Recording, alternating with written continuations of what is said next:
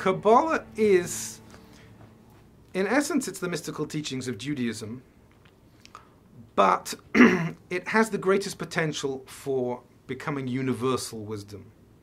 Judaism is a complex blend of exclusivism, which means that we're the Jews, we're the chosen people, we have the Torah, and this, which often leads to a kind of ethnocentrism.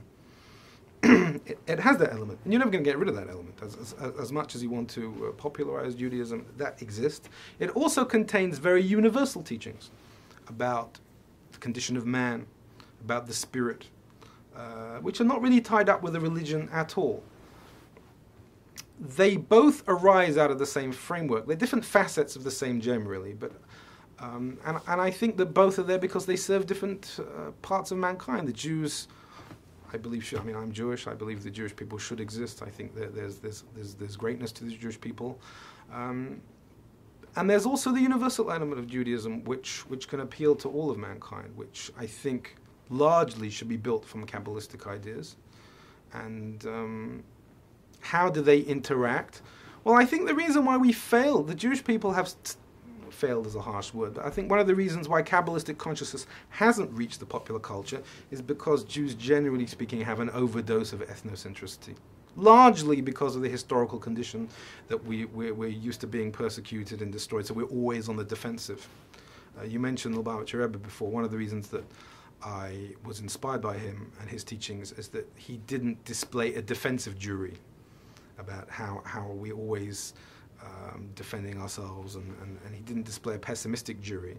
He believed that the best form of defense is, I would say, attack, but being forthright, being active, go out there, spread what you have, teach what you have, don't live in a ghetto.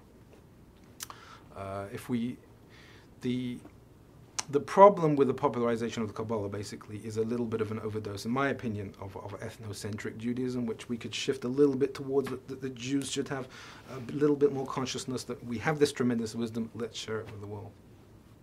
I think we're very much in the beginning of the curve of globalization of Kabbalistic wisdom. Kabbalah has become a household word. It is a buzzword. People are looking for things.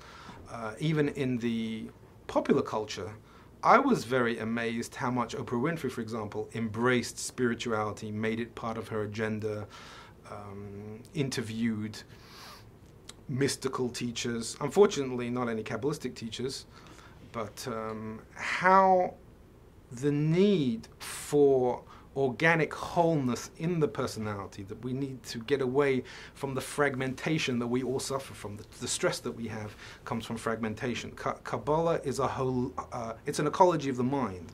It's a holistic approach to living life that therefore puts us in sync with ourselves and the rest of humanity. So I think we're only on the very early stages of the uptake, but revolutions always begin with a small group of committed people. I think that once we articulate Kabbalistic wisdom in a universal format that becomes accessible, I think it will hit off like wildfire.